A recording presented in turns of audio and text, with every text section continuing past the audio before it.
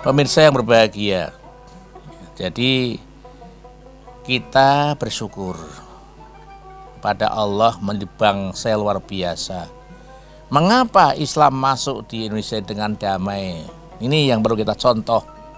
Tidak ada pertempuran sama sekali. Karena kita menggunakan dakwah, ya dakwah yang luar biasa, dakwah yang sesungguhnya dari Nabi Muhammad, ya dengan pendekatannya luar biasa. Rahmatan lil alamin itu bagaimana Islam membawa orang lain bisa merasa rahmat lil alam, rahmatan, tersentuh dengan penuh kasih sayang. Nah ini para dai ya, mubalik di Jawa Indonesia itu terutama Wali Songo luar biasa itu. Wali Songo itu dakwah luar biasa itu. Ini yang berhasil Wali Songo itu sehingga mampu mengislamkan Indonesia. Ya kalau waktu dulu kan 90% ya. Nah, sekarang sudah karena ada perubahan pertambahan penduduk 89 ya, 87 itu ya. Tapi Islam di Indonesia itu Islam terbesar di dunia. Saudi Arabia itu yang negara Islam, yang negara sumbernya Islam. Itu tidak nyampe itu penduduknya, tapi Indonesia ini. Jadi sesungguhnya Indonesia itu sudah negara Islam itu. Kalau dilihat penduduknya sudah negara Islam.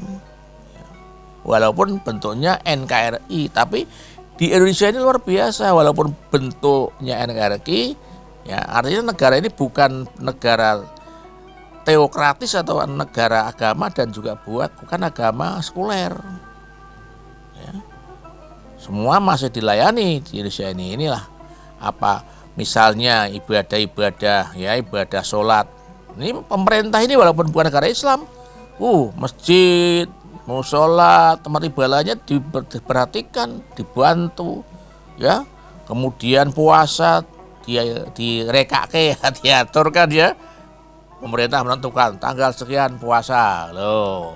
Pemerintah menyediakan bagaimana jangan sampai beras ini telat, jangan sampai belanja telat selama Ramadan. Biar ada sidang ya, ada sidang kabinet terus kan persediaan makanan selama bulan puasa terjamin, BBM terjamin. Itu betapa luar biasa negara bukan negara agama itu, tapi begitu konsisnya ngurus agama.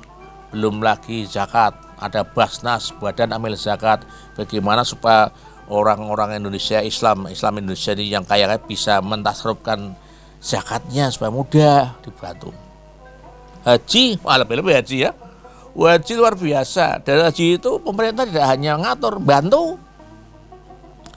Saya pernah berpikir waktu haji kedua tahun 18, saya berpikir, ya kok saya di hotel yang mewah begini, makan terjamin ya, tinggal kerjaannya ibadah atau makan terjamin, naik bus gratis ya, kesehatan gratis, kok hanya bayar 35 juta saja.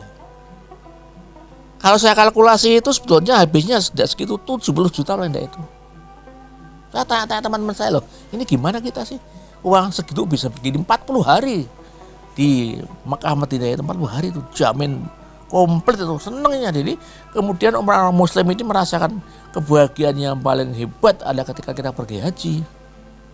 Ternyata dibantu pemerintah, disubsidi gitu loh. Dia ngomong, itu kan duitnya sendiri loh, kan diatur bagaimana caranya supaya dia bisa bisa tenang. Kita banding umroh yang seminggu kan 30 juta juga ya. Inilah kita luar biasa. Nah, kembali pada tadi dakwah di Islam di Indonesia ini, sehingga dengan dakwah yang persuasif, ada budaya lokal itu tidak dilarang. Wali Songo tidak melarang. Mayang itu dulu tidak melarang. Sedekah bumi, buat sajen, dokon terungan, ada nangkap wayang, ada keplek judi. Pertama dia kemudian dilarang, itu haram, bukan tidak begitu pendekatan, dipikirin dulu. Dimasukin roh Islam. Sekarang tidak ada kan sedekah bumi, mana kabayang tidak ada, dia tahlil bahasa orang. Itu karena dakwah para Wali Songo itu masuk. Ini indahnya Indonesia itu. Nah kembali lagi berarti kita itu memang beda.